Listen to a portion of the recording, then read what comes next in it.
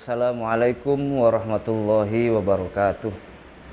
Alhamdulillahirabbil alamin. Assalatu wassalamu ala asyrafil anbiya'i wal mursalin sayyidina wa habibina wa syafi'ina wa maulana Muhammadin wa ala alihi wa sahbihi ajma'in. Rabbi syrah li sadri wa yassir li amri wahlul 'uqdatam min lisani yafqahu qawli. Allahumma faqihni fid din wa 'allimni ta'wil. Allahumma anfa'na bima 'allamtana wa 'allimna ma yanfa'una warzuqna ilma yanfa'una. Amin ya rabbal alamin. Amma ba'du. Para pendengar dan juga pemirsa di mana saja Anda berada, alhamdulillah kita bersyukur kepada Allah Subhanahu wa taala. Kita masih bisa berjumpa kembali dalam kajian kitab Iljamul Awam, karya dari Hujjatul Islam Abu Hamid Al-Ghazali. Setelah kita pada pertemuan sebelumnya, kalau tidak salah, terakhir kita membahas kitab ini di bulan suci Ramadan. Dan alhamdulillah kita bisa bertemu kembali, dan kita saat ini sudah masuk di bulan Syawal ya. Kita masuk di penghujung akhir bulan Syawal.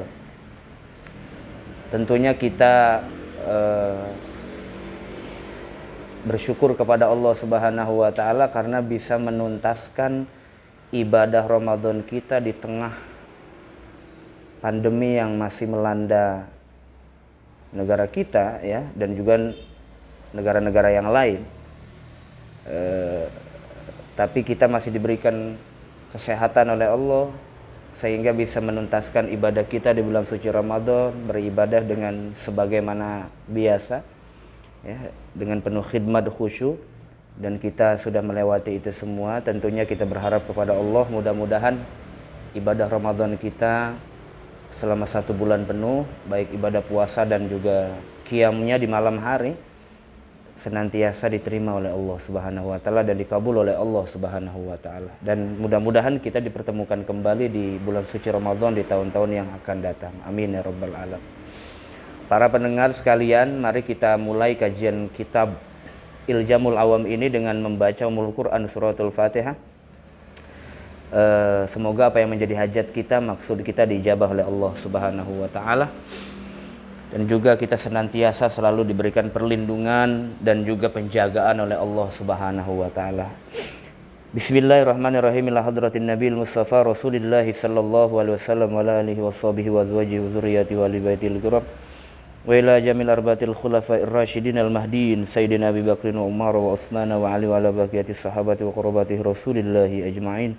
Wa ila jami'il arba'ati a'immatil mujtahidin radhiyallahu anhum wa ila jami' ikhwanihim minal anbiya'il mursalin wa awliya'i wasyuhada'i wassalihin wa sahabati wat tabi'in al ulama'il amilin al musannifin al mukhlisin jami'il malaikatil muqarrabin khususan sayyidina Syekh Muhammad Abdul Qadir Al-Jilani qaddasallahu sirrahu wa nawwara dariha.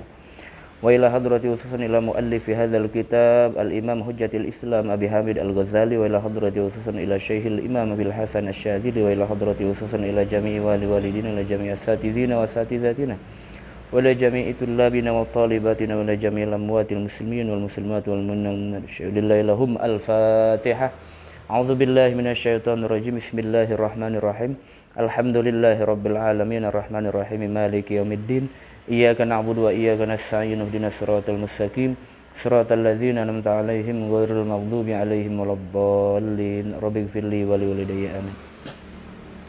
Baik para pendengar dan juga teman-teman sekalian di mana saja Anda berada, semoga selalu dalam rahmat dan perlindungan Allah Subhanahu wa taala.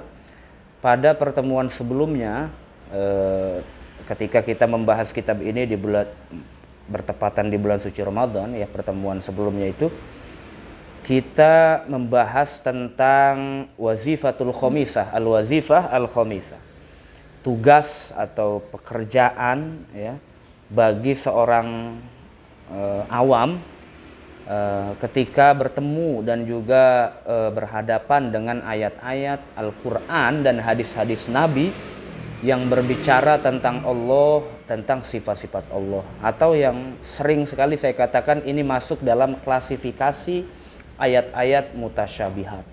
Meskipun nanti ayat-ayat mutasyabihat ini kalau dalam menurut para mufassirin ya, itu berbeda, tidak hanya yang berkaitan tentang hal-hal yang berkaitan tentang teologis, tidak hanya hal-hal yang berkaitan tentang Allah dan sifat-sifatnya, tapi ayat mutasyabihat juga termasuk ayat-ayat yang berbicara tentang hukum misalnya, atau berbicara tentang hal-hal yang lain. Artinya tidak hanya berkaitan tentang akidah, tapi juga ada juga yang berkaitan tentang hal-hal hukum legal formal misalnya,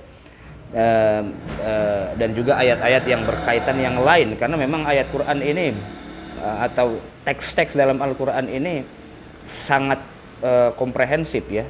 Tidak hanya membahas tentang masalah hal-hal yang sifatnya dogmatis seperti akidah, kemudian hukum kewajiban-kewajiban kita, hukum-hukum fikih, tidak. Bahkan Al-Quran berbicara tentang sains. Al-Quran berbicara tentang sosiologis ya. Al-Quran juga berbicara tentang psikologi ya, kejiwaan kita sebagai manusia, banyak sekali. Oleh karena itulah maka Al-Quran itu disebut sebagai manba'ul ulum, sumbernya segala ilmu itu adalah Al-Quran.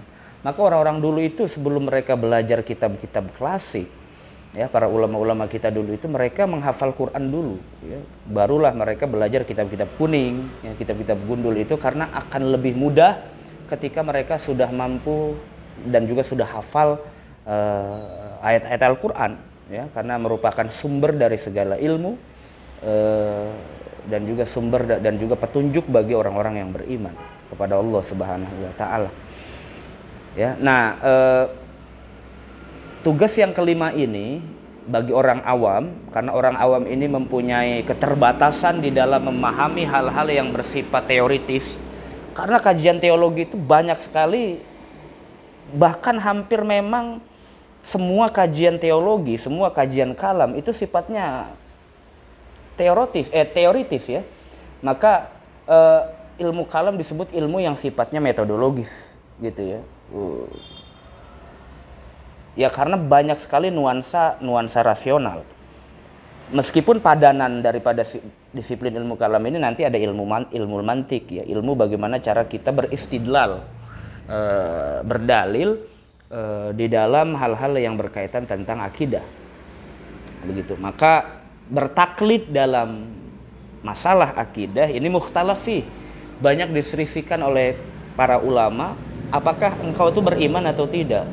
Kalau hanya iman kamu sekedar taklid saja, tidak sampai dalam batas zon lah misalnya gitu ya. Oh tidak, zon ini kalau dalam kadar fikih kan masih relatif sifatnya, tapi artinya ilmu akidah ini harus ala sabilil yakin gitu ya, atas jalan yakin. Tidak boleh menggunakan zon, syak, apalagi waham ya, karena ini klasifikasi epistemologi dalam kajian hukum Islam misalnya.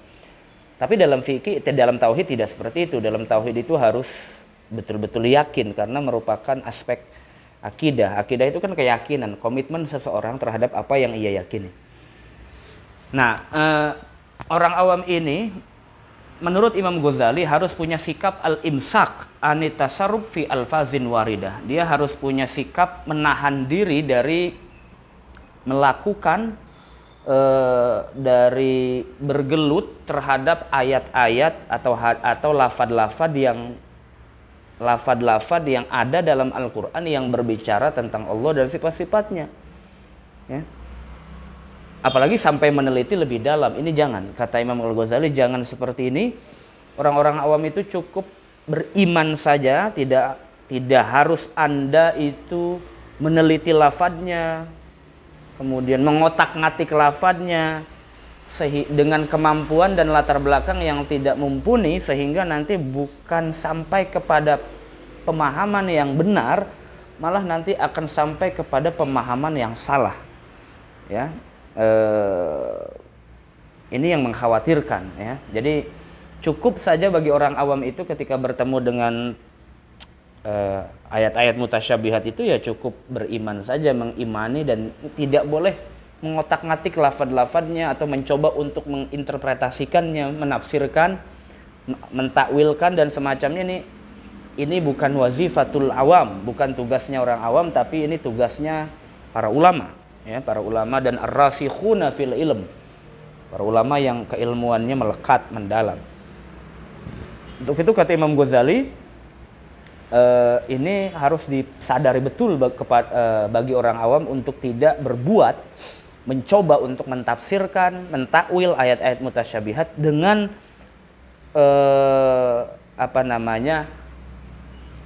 tanpa didasari pengetahuan dan juga keilmuan yang cukup. Pas'alu ahla zikri, tanyalah kepada orang-orang yang alim, kepada para ulama, jika memang masih ada rasa penasaran dan giroh untuk mengetahui ilmu itu sangat kuat. Jadi tanyalah kepada para ulama agar tidak tersesat dan juga tidak salah persepsi, ya. Nah, kita sebelumnya berhenti pada kalimat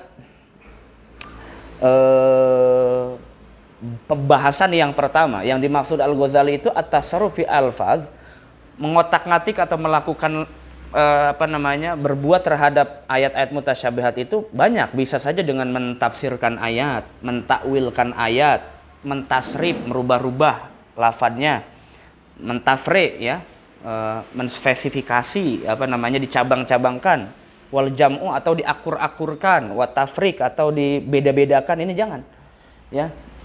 Banyak cara yang dimaksud at-tasarrufi alfaz ini banyak. Salah satunya adalah at-tafsir, dan itu pembahasan yang kemarin kita berhenti, ya. Yaitu mentafsirkan ayat-ayat mutasyabihat dengan semaunya tanpa kualifikasi keilmuan yang cukup. Bagi orang awam ini bisa berbahaya. Nah, kata Imam Ghazali pada pertemuan sebelumnya itu, yang dimaksud dengan at-tafsir adalah tabdilul lafzi bi lughatin ukhra, mengganti lafaz dengan bahasa yang lain. Bukan dengan sinonim maknanya, bukan, tapi mengganti lafaz ke bahasa yang lain. Memindahkan lafaznya ke bahasa yang lain, tujuannya itu untuk mencari titik temu makna, ya. Untuk mencari titik temu makna. Misalnya bahasa Arab karena di bahasa Arab ini maknanya samar, maka dicoba untuk dialih bahasakan ke dalam bahasa Persia atau bahasa Turki. Ini masuk dalam kategori tafsir juga, ya. Masuk dalam kategori tafsir, yaitu tabdilul lafzi, merubah lafaz dengan bahasa yang lain yang tujuannya adalah agar mencapai titik temu makna dan keterangan maknanya, ya. Ini nggak boleh dilakukan oleh orang awam, kata Imam Ghazali, tidak boleh. Kenapa demikian? Karena kata Imam Ghazali, dalam antara bahasa Arab dengan bahasa Persia saja misalnya, bahasa Arab dengan Persia ini punya sejarah yang cukup cukup signifikan, ya. Karena bahasa Persia dianggap sebagai bahasa yang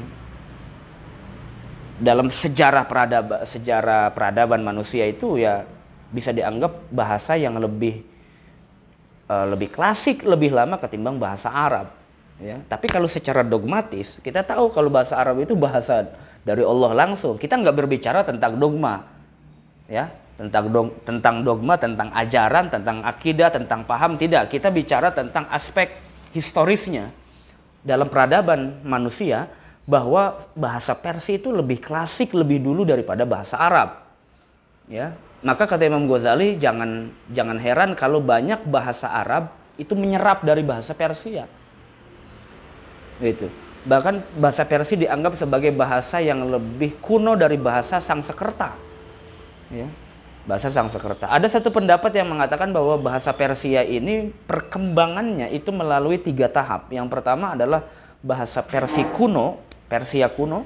Yang kedua bahasa Persia pertengahan. Yang ketiga bahasa Persia modern yang saat ini kita banyak jumpai di Afghanistan, di di Iran, ya. Basisnya di Iran sana. Itu bahasa yang, ya, bahasa memang begitu. Bahasa itu selalu menemukan perubahannya dari segi uslub, dari segi bentuk lafadznya itu selalu berubah, ya. Sepanjang perjalanan sejarah manusia. Makanya ada klasifikasi seperti bahasa Persia kuno, pertengahan, dan juga modern itu. Nah, kemudian setelah Islam itu masuk ke Persia, mulailah di situ ada hubungan antara bahasa Arab dengan bahasa Persia, ya. Tapi yang terlebih dahulu nih mana? Bahasa Arab yang mempengaruhi bahasa Persia atau bahasa Persia yang lebih dulu mempengaruhi bahasa Arab? Dari beberapa pendapat, para ahli sastra mengatakan bahwa bahasa Persia lah yang lebih dulu mempengaruhi bahasa Arab. Ya. Bahasa Persia lebih dulu mempengaruhi bahasa Arab. Sehingga dalam tradisi Arab klasik, banyak bahasa-bahasa Arab itu yang bisa didapati maknanya dalam bahasa Persia. Karena memang merupakan serapan dari bahasa Persia. Begitu, ya. Bahkan orang yang ahli dalam bahasa Arab sekalipun kadang kesulitan memahami bahasa Persia. Meskipun hampir beberapa, ya kurang lebih 50% atau 40% lah bahasa Persia itu mempengaruhi bahasa Arab. Sehingga dari segi kata-kata dan lafadznya itu hampir mirip, meskipun secara makna belum tentu ketemu, ya, belum tentu ketemu. Nah, secara historis bahasa Persia dulu yang mempengaruhi bahasa Arab. Nah, kemudian sejak abad pertengahan yang tadi saya sebutkan bahasa Persia pertengahan, disinilah mulai bahasa Arab punya pengaruh besar terhadap bahasa Persia. Melihat banyaknya para sarjana Muslim yang datang dari Persia untuk belajar ke Arab, ya, untuk belajar ke Arab, kemudian mendalami bahasa Arab. Kemudian disitulah bahasa Arab punya pengaruh ke dalam bahasa Persia. Kurang lebih 60% lebih bahasa Arab juga mempengaruhi bahasa Persia. Jadi ada timbal balik, ya, ada timbal balik. Bahasa Persia pun mempengaruhi bahasa Arab pun mempengaruhi bahasa Persia. Seperti itu. Termasuk Imam Ghazali. Kenapa Imam Ghazali ini banyak sekali menggunakan bahasa-bahasa Persia? Karena itu bahasa ibunya. Imam Ghazali ini kan dari Iran, ya, dari Ghazal, ya, dari Khurasan. Jadi bahasanya memang Persia, bahasa ibunya. Justru bahasa Arab itu bukan bahasa aslinya Imam Ghazali. Tapi bahasa asli Imam Ghazali itu bahasa Persia. Jadi Imam Ghazali paham betul antara hubungan antara bahasa Arab dengan bahasa Persia ini seperti apa. Ya, maka kata Imam Ghazali, upaya dalam menafsirkan ayat-ayat mutasyabihat, ya, upaya dalam menafsirkan ayat-ayat mutasyabihat dengan mengganti bahasa Arab keluar bahasa Arab, misalnya bahasa Persia atau bahasa Turki, ini terkadang bisa saja ditemukan bisa saja ditemukan kesatuan makna, tapi bisa juga tidak. Ya, maka kemarin pada pertemuan sebelumnya dikatakan oleh Imam Ghazali, ya, dikatakan ada bahasa Arab yang maknanya bisa ditemukan dalam bahasa Persia. Tapi ada juga yang tidak, hanya bisa ditemukan dengan melihat kalimat mutaradifnya atau sinonimnya dalam bahasa Arab sendiri. Begitu. Ya. Nah, yang pertama yang kita bahas itu pada pertemuan sebelumnya begitu. Wa minha ma yujadu laha farisiyatun tutabiku halakin majarat adatul faros bisti'ari halil ma'anil lati jarat adatul arab bisti'ari minha. Yang pertama kata Imam Ghazali bahwa bahasa Arab itu kadang bisa juga ditemukan maknanya dalam bahasa Persia, sehingga kita bisa menemukan kejelasan makna. Contoh, misalnya dalam bahasa Arab ini maknanya samar, kita bisa alih bahasakan ke bahasa Persia, nanti akan ditemukan keterangan maknanya seperti apa. Dan maknanya akur, maknanya tutobikuha. Kata Imam Ghazali, emang kebiasaan orang Arab begitu. Jika ada kesamaran makna, maka mereka itu melihat ke bahasa Persia. Jadi bahasanya isti'arul lafzi, meminjam bahasa atau meminjam lafaz dalam bahasa Persia untuk menemukan keterangan makna di dalam bahasa Arab. Karena memang dalam sejarah bahasa Persia banyak mempengaruhi bahasa Arab, begitu. Ya. Tapi tidak demikian dengan bahasa Persia. Bahasa Persia itu tidak suka meminjam bahasa Arab, ya. Tapi hanya karena banyak sarjana Muslim yang dari Persia belajar Islam, belajar bahasa Arab, kemudian mulailah bahasa-bahasa Persia ini mendapat serapan dari bahasa Arab yang dibawa oleh orang-orang sarjana-sarjana Muslim, ulama-ulama Muslim yang dari Iran ini, seperti Imam Ghazali, Fakhruddin Ar-Razi, banyak ya ulama-ulama Muslim yang dari Mula Sadra, banyak sekali, sehingga sehingga bahasa Persia ini banyak juga dipengaruhi oleh bahasa Arab. Tapi menurut kebiasaan, kata Imam Ghazali sebagai orang Farisi, Imam Ghazali ini orang Farisi, bukan orang Ajam, bukan orang Arab. Adatul Arab, kebiasaan orang-orang Arab itu memang begitu. Kalau seandainya menemukan lafaz dalam bahasa Arab yang samar maknanya, dia berupaya meminjam lafaz dari bahasa Persia. Tapi tidak demikian dengan orang Persia. Bahasa Persia tidak selalu meminjam bahasa Arab untuk menemukan kejelasan makna. Ya, karena bahasa Persia secara independen itu sudah eksistensinya sudah lebih dulu ketimbang bahasa Arab, begitu. Dari segi historis peradaban manusia, bukan dari segi dogmatis. Kita singkirkan dulu dogma kita yang menganggap bahwa bahasa Arab itu bahasa yang paling dulu, gitu ya.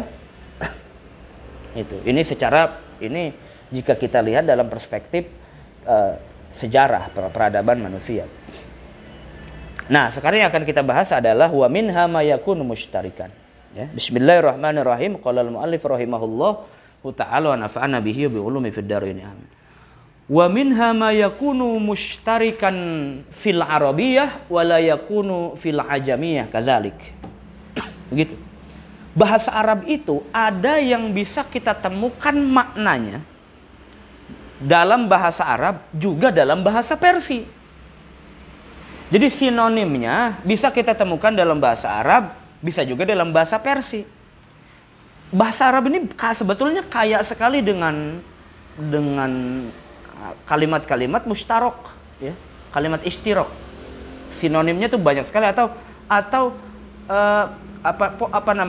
kemungkinan maknanya itu banyak ditemukan. Contoh misalnya jadi mustarok itu begini, lafadznya satu tapi memungkinkan makna yang banyak. Dalam bahasa Arab begitu. Ya, memungkinkan beda dengan mutarodif. Karena mutarodif itu sinonim, ya, lafadznya beda tapi maknanya sama. Ini lafadznya satu tapi memungkinkan kita temukan makna lain tapi masih dalam kategori bahasa Arab. Ini namanya kita bisa temukan bahwa bahasa Arab kalau lafadznya kita tidak pahami maknanya, maka kita bisa menemukan makna lain yang pantas untuk lafadz itu tapi dalam ruang lingkup bahasa Arab. Contoh, lafadz yadun, tangan, itu bisa saja diartikan sebagai tangan betul, ya, makna tekstual, atau bisa juga kita artikan kudroh, atau juga bisa kita artikan sebagai wilayah, kekuasaan, dan semacamnya, ya. Itu masih dalam koridor bahasa Arab tuh maknanya. Tidak meminjam bahasa Ajam, tidak. Ya. Karena kalau kita belajar bahasa Arab, ya begitu, ada lafadz maknanya banyak, satu lafadz maknanya banyak, ada banyak lafadz maknanya satu. Kata Imam Ghazali, mentafsirkan ayat-ayat mutasyabihat dengan meminjam bahasa di luar bahasa Arab untuk mendapatkan kejelasan makna ini tidak selalu bisa ditemukan.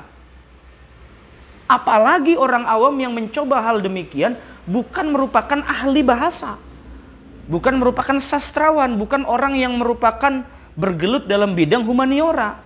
Ini bisa kacau sekali, tidak paham tafsir, tidak paham tentang disiplin ilmu sastra, ini bisa kacau pemahamannya, ya. Maka kata Imam Ghazali dijelaskan dulu, mentafsirkan ayat atau lafadz-lafadz dalam bahasa Arab itu, bahasa Arab itu ya bisa meminjam maknanya di dalam bahasa Arab sendiri. Artinya bahasa Arab tuh maknanya banyak, walaupun lafadznya satu maknanya bisa banyak, masih dalam ruang lingkup bahasa Arab. Tapi ada juga upaya yang bisa kita lakukan kalau kita tidak menemukan makna yang pas atau makna yang sesuai, kita bisa beralih ke bahasa yang lain atau bahasa Ajam. Paling dekat itu bahasa Persia lah. Arab dengan Persia ini punya hubungan dekat sekali. Bahasa Persia. Dan kita bisa menemukan keterangan maknanya. Tapi tidak meluluh begitu, kata Imam Ghazali. Ya, wa minha ma la kata Imam Ghazali, wa minha ma yakunu mushtarikan fil arabiyyah, tapi wala yakunu fil ajamiyah kadzalik. Kita bisa temukan maknanya di dalam bahasa Arab, artinya kita mencari makna yang lain sesuai kaidah bahasa Arab, tapi tidak bisa kita dapatkan keterangan maknanya di luar bahasa Arab. Dalam hal ini bahasa Ajam, bahasa Persia. Ya, dikasih contoh oleh Imam Ghazali. Ammal awwalu misaluhu lafzul istiwa. Amal awalu, adapun yang pertama, misaluhu contohnya, itu lafzul istiwa, lapad istiwa. Lapad istiwa dalam bahasa Arab, ar-Rahmanu alal arsyistawa. Istiwa bentuk masdarnya, istawa, istiwaan. Ya. Contoh kata Imam Ghazali, lafad istiwa, fa innahu laisa lahu fil farisiyati lafzun mutabiqun yuaddi bainal farisi minal makna alladhi yuaddihi lafzul istiwa bainal arab. Kata Imam Ghazali, fa innahu, karena lapad istiwa, laisa lahu, tidaklah lahu bagi lapad istiwa, fil farisiyati dalam bahasa Persi, apa lafzun mutabikun, lapad yang sesuai. Lapad istiwa yang merupakan bahasa Arab, kata istiwa ini, kita tidak akan bisa menemukan lapad yang sama secara makna dalam bahasa Persi, kata Imam Ghazali.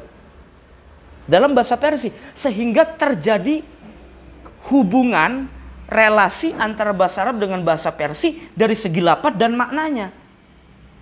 Istiwa ini kan lafad yang ada dalam ayat mutasyabihat, ar-Rahmanu 'alal arsyistawa.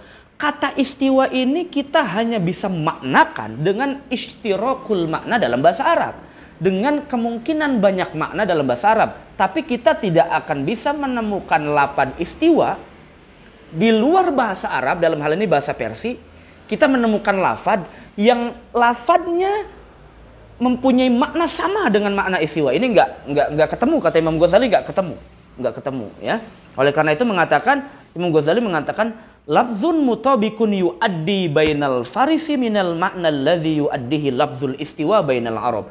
Jadi nggak ketemu, maka kalau nggak ketemu nggak akan bisa mentafsirkan bahasa Arab ke dalam bahasa Persi. Karena tidak meluluh bahasa Arab itu maknanya akan bisa ketemu di bahasa Persi, meskipun bahasa Persi lebih dulu mempengaruhi bahasa Arab. Begitu, ya. Bihaitsu la yashmalu ala mazidi ihamin, dengan sekiranya tidak akan mencakup ala mazidi ihamin, atas tambahan prasangka kita, persepsi kita, ya.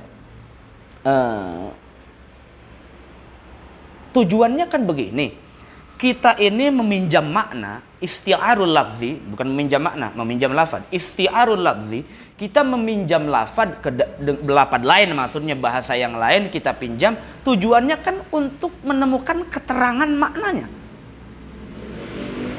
untuk memperkuat persepsi kita, untuk memperkuat pemahaman kita. Maka kata Imam Ghazali, karena tidak ketemu lapad istiwa ini, kalau kita obok-obok di bahasa Persi, tidak ada bahasa Persi yang merepresentasikan makna istiwa dalam bahasa Arab, sehingga kita akan mendapatkan kebuntuan makna. Maka salah satu jalannya adalah kita menggunakan makna istirok dalam bahasa Arab. Jangan coba mengalihkan bahasa Arab ke bahasa Persi dengan tujuan untuk menemukan makna istiwa ini. Disitulah maka kata Imam Ghazali, kata istiwa ini hanya maknanya bisa ditemukan, maksudnya maknanya bisa terang dengan melihat kemungkinan makna lain. Istiwa bisa artinya istiqror, iya. Bisa artinya istilah, iya. Bisa artinya isti'la. Ini kan namanya istirakul makna. Ambil saja dari situ. Kenapa harus tabdilul labbi biluqatin ukhra? Apalagi dengan bahasa Persi, tidak akan ketemu, kata Imam Ghazali. Imam Ghazali ini orang Persi, paham betul tentang bahasa Persia. Kata Imam Ghazali, lapad istiwa tidak ada keterangannya dalam bahasa Persi. Jadi bahasa Persi tidak punya lafad untuk merepresentasikan makna istiwa dalam bahasa Arab. Nggak ada. Jadi nggak ketemu. Jadi jangan coba-coba mentabdil lafad dari bahasa Arab ke bahasa Persi, karena tidak meluluh bahasa Arab bisa dijelaskan dengan bahasa Persi. Yang mana bahasa Persi dan Arab secara historis memang Persi ini banyak mempengaruhi bahasa Arab, begitu. Itu yang pertama. Ya, kata Imam Ghazali, iz parisiyatuhu ayyuqala rasata bustanu. Iz parisiyatuhu, kata Imam Ghazali, iz karena farisiyatuhu, adapun bahasa Persinya lapad istiwa itu kalau mau benar-benar dipaksakan ya, kalau mau benar-benar dipaksakan, Ayukola rosata bustanu. Ya, ini bahasa Persinya, saya nggak tahu ini bacanya bagaimana karena saya nggak terlalu paham bahasa Persi. Tapi kita bisa baca kamus-kamus Persi itu. Ya, memang bahasa Persi ini secara uslubnya mirip bahasa Arab. Ya, mirip bahasa Arab. Rosata bustan, gitu. Ya, rosata bustan, begitu. Nah, rosata dan bustan ini dua lapad yang berbeda maknanya. Tapi kalau dijadikan satu, itu mungkin bisa dibilang mewakili makna dari lapad istiwa. Tapi berarti kan itu menjadi sambungan kata nantinya. Jadi lapad murokab ya. Istiwa kan satu lapad. Tapi kalau benar pengen dipaksakan dalam bahasa Persi nanti begitu. Rosata bustan ya. Kata Imam Ghazali, wahazani lafzoni. Ini dua lapad bukan satu lapad. Istiwa kan satu lapad. Yang masing-masing dari lapad rosat dan bustan ini maknanya beda. Kalau dipisah maknanya berbeda, tidak mewakili makna istiwa. Saya nggak paham ini. Imam Ghazali mungkin paham. Imam Ghazali paham betul ya. Kata Imam Ghazali dua lapad tadi rosata, ya. Tapi dalam kamus lain ada yang bilang rosat, begitu ya. Bukan rosata tapi rosat. Ini dua lapad kalau dijadikan satu, maka mungkin bisa mewakili makna istiwa dalam bahasa Arab. Kalau dipaksakan. Tapi kalau dipisah, maknanya akan lain. Berarti menunjukkan bahwa tidak ada padanan lapad dalam bahasa Persi untuk mewakili makna istiwa dalam bahasa Arab. Kalau dipaksa pun nanti ya nggak bisa begitu. Ya, dijelaskan oleh Imam Ghazali. Al-awalu adapun yang pertama lapad rosat tadi itu, ya, itu yunabbi'u mengisyaratkan, menginformasikan an intisobin wastiqomatin. Menunjukkan makna intisob, lurus tegak, ya, berkomitmen, wastiqomatin dan istiqomah. Istiqomah. Lapad rosat dalam bahasa, kalau kita terjemahkan kata Imam Ghazali, kalau kita terjemahkan, itu artinya intisob dan istiqomah. Yang nggak ada kaitannya sama sekali sama lapad istiwa apa. Dalam bahasa Arab sendiri makna istirok, lapad istiwa nggak ada yang berkaitan dengan apa, intisob, tegak lurus begitu. Lurus nggak ada, istiqomah lurus nggak ada. Maknanya aja dari segi pecahan maknanya, pecahan lapadnya saja itu udah berbeda. Lapad rosat dengan lapad istiwa udah berbeda. Ya. Fima yatasawwaru ayyan haniya wa ya'uja.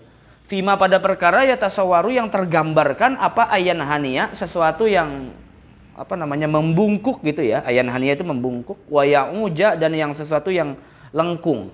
Ya, yang lengkung, yang belok, yang bengkok lah begitu ya. Yang bengkok. Ya. Jadi lapad rosat itu biasanya digunakan sebagai ungkapan dari makna intisob, lurus, tegak, istiqomah begitu ya. Dari sesuatu yang sebelumnya itu bengkok, sebelumnya itu lengkung, ya. Kemudian menjadi lurus, maka adalah lapad rosat itu dalam bahasa Persi. Ya. Nggak ketemu maknanya. Itu lapad yang pertama. Lapad yang kedua, lapad bustanu tadi. Dalam bahasa Arab sih ada kata bustan ada, cuman nggak pakai alif. Kalau ini pakai alif, ya. Kalau ini pakai alif, dan itu artinya juga beda. Artinya malah kebun. Kalau bustan dalam bahasa Arab itu, tapi dalam bahasa Persi ini artinya bukan kebun, beda. Itu kan artinya nggak ketemu dari segi makna. Wasani adapun yang kedua, yunabbi'u an sukunin wasabat.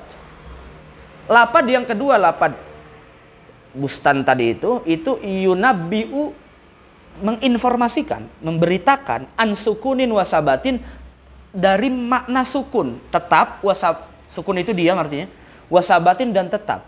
Kalau kita lihat bahasa terjemah bahasa Persi, bustan ini artinya apa ya? Ya semacam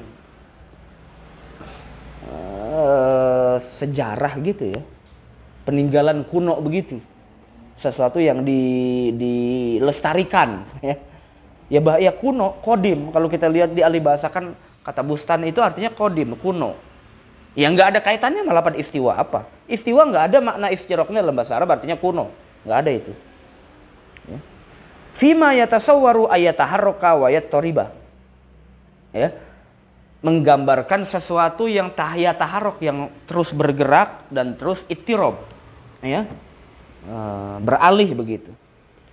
Maka diungkapkanlah lapad bustan sesuatu yang diam, yang tetap, ya, pada sesuatu yang bergerak, sesuatu yang terus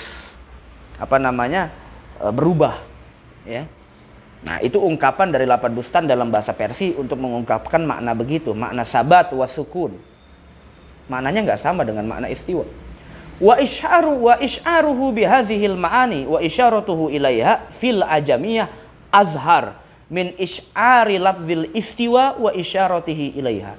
Kata Imam Ghazali, wa isy'aruhu, ya, mengisyarkan, menginformasikan, memberitahukan lapad yang kedua tadi itu, lapad bustan itu, bihazihil ma'ani, dengan makna-makna ini, makna tadi itu sukun wasabat, wa isyaratuhu, dan mengisyaratkannya ilaiha, ya, terhadap makna-makna tadi, fil ajamiyah, dalam bahasa ajam itu azhar, lebih jelas, min isy'ari lafzil istiwa wa isyaratihi ilaiha, daripada menginformasikan atau mengisyarkan lapad istiwa dan mengisyaratkannya ke dalam bahasa ajam.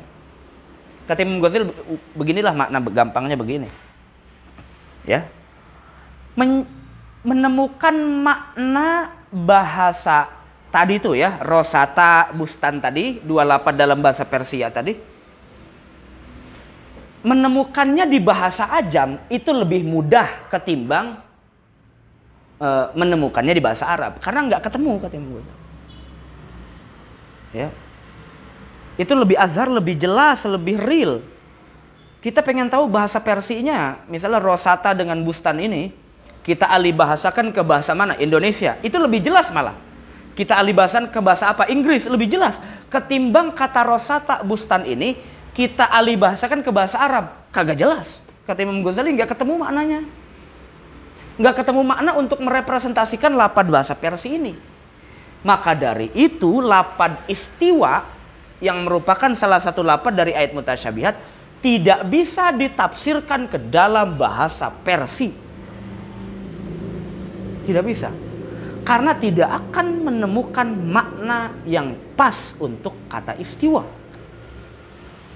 Fa iza tafawata fid dilalah, kata Imam Ghazali, apabila berbeda fid dilalati dalam indikator maknanya, wal isy'ari, dan isy'arnya, maka lam yakun hadza mislal awal, tidaklah sama apa hadza ini yang paling dekat itu maksudnya lapad istiwa tadi, mislal awal, seperti yang pertama. Wa inna ma tajuzu tabdilul lafzi bimislih, kata Imam Ghazali, wa inna ma, dan hanyalah boleh mengganti lafad dengan semisalnya. Mislih itu artinya dimislihi dengan dengan lafad yang semisalnya, seumpama, yang mirip, ya. Al-muradifi, yang sama gitu. Muradif itu artinya yang sinonim lah, sama. Al-lahu, yang sama dengan lafad tadi itu. La yukhalifu biwajhin minal wujuh, la yukhalifu, yang tidak menyalahkan apa lafad, biwajhin, dari satu sisi, minhu, la yukhalifu, yang tidak menyalahkan apa lapad, hu, akan mislih, biwajhin, dari satu arah, minal wujuh, dari beberapa arah. La bima yubayinuhu au yukhalifuhu, tidak bima, dengan perkara, yubayinuhu, yang menjelaskan. Kalau yang menjelaskan itu namanya apa? Definisi nanti masuknya, bukan tabdil, ya. Au yukhalifuhu, atau yang menyalahkan. Walau bi adna syai'in, sekalipun dengan paling rendahnya sesuatu, wa adakhihi, dan yang paling halusnya, wa akhfahu, dan yang paling samarnya. Kata Imam Ghazali, kalau mentabdil atau mengganti lafad, kita ingin berupaya mengganti lafad. Contoh lafad istiwa misalnya, ya, lafad istiwa. Kita pengen tafsirkan. Tafsir itu kan kata Imam Ghazali sebelumnya dijelaskan, tabdilul lafzi, mengganti lafad, ya. Boleh mengganti lafad itu boleh, mentafsirkan ayat itu boleh. tapi harus dengan lafadz yang semisal, lafadz yang serupa. Ya. Karena kalau tidak dengan lafadz yang serupa ada kontradiksi, tidak mungkin bisa ditafsirkan. Yang ada malah bentrok secara makna. Itu juga dengan bimislihi al-muradif lahu, dengan semisalnya al-muradifi yang punya persamaan makna dengannya. Begitu loh. Contoh ya. Lafadz qa'ada dalam bahasa Arab, qa'ada artinya duduk. Saya pengen berikan ungkapan qa'ada dengan bahasa lain dalam bahasa Arab. Maka saya bilang jalasa, artinya duduk juga. Antara qa'ada dengan jalasa, ini namanya lafadz yang sama, yang muradif. Maka boleh lafadz qa'ada ditafsirkan dengan lafadz jalasa, meskipun secara konten makna lebih dalam itu pasti berbeda. Kita nggak bicara konten ma'ani lebih dalam, tidak. Kita bicara tentang bagaimana cara mengungkapkan makna satu lafadz diungkapkan dengan lafadz lain, tapi maknanya hampir sama. Begitu, itu aja udah, nggak terlalu muluk-muluk. Itu sulitnya belajar tafsir atau begitu. Ini orang-orang awam mau mencoba-coba memahami Quran dengan semaunya, ya. Tidak, jangan seperti itu, ya. Laulal isnad laqala man syaa bima syaa. Kalau bukan karena sanad, kalau bukan karena mata rantai keilmuan yang jelas, belajarnya dengan siapa, ngajinya sama siapa, mungkin orang bicara semaunya, nggak pakai ilmu, ya. Nah itu. Jadi kata Imam Ghazali boleh mentafsirkan, tapi bagi orang yang mampu. Lafadz dengan lafadz yang lain yang maknanya serupa dalam bahasa Arab. Tidak akan bisa ketemu dalam bahasa Persia. Jangan coba-coba tabdilul lafzi bilugatin ukhra, mengganti lafadz bahasa Arab, apalagi lafadz ayat-ayat mutasyabihat itu keluar bahasa Arab di dalam bahasa Persia. Nggak akan ketemu, kata Imam Ghazali. Jangan mencoba-coba. Ya, nggak akan ketemu. Imam Ghazali ini paham betul ya, karena emang orang Persia asli. Jadi paham betul bahasa Persia. Wa misalus sani, ya. Dan contoh yang kedua, ya.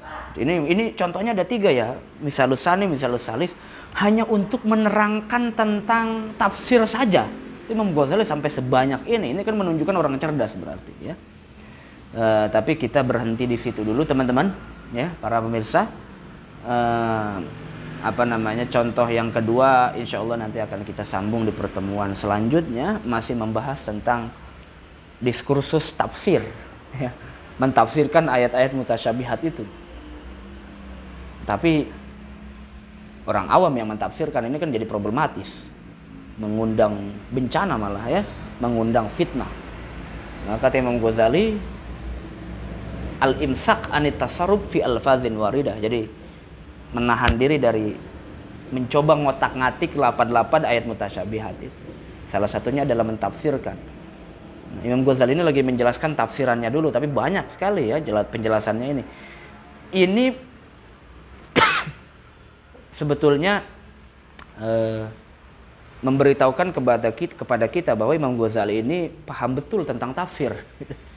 Walaupun dalam sejarah Imam Ghazali nggak pernah nulis tafsir, ya, tidak pernah menulis kitab tafsir secara fi kitabin mustakil, dalam kitab yang independen. Tapi kalau kita baca tulisannya ini Imam Ghazali menjelaskan tafsir saja sampai 2 lembar, ya. Padahal pembahasan tafsir bukan pembahasan inti kitab Iljamul Awam ini, bukan. Ini menunjukkan kredibilitas dan juga potensi besar dalam diri Imam Ghazali yang ahli dalam tafsir, menafsirkan ayat, begitu. Jadi jangan dianggap Imam Ghazali karena tidak punya kitab tafsir kemudian tidak paham tafsir, karena tidak punya kitab hadis kemudian tidak paham hadis. Oh, salah. Imam Ghazali nggak paham hadis, kata siapa? Bisa kita baca di kitab Al-Mustasfa, Al-Mankhul. Itu Imam Ghazali itu sangat detail menjelaskan tentang ilmu mustalah riwayat, itu banyak sekali. Itu menunjukkan kredibilitas dan keunggulan Imam Ghazali dalam hadis. Hanya saja memang tidak sempat menulis kitab hadis. Tidak seperti Imam Ghazali, tidak seperti Imam Bukhari, Imam Muslim dan Baihaqi dan semacamnya. Ya. Itu saja teman-teman, besok akan kita lanjutkan pada teks wa misalus sani, pertemuan selanjutnya ya. Wa misalus sani annal isba'a yusta'aru fi lisanil Arab. Insyaallah kita akan bertemu di pertemuan selanjutnya. Itu saja, mudah-mudahan kita bisa bertemu kembali, sehat panjang umur. Sehingga kita selalu diberikan penjagaan, perlindungan oleh Allah Subhanahu wa taala. Wallahul muwaffiq ila aqwamit thoriq. Assalamualaikum warahmatullahi wabarakatuh.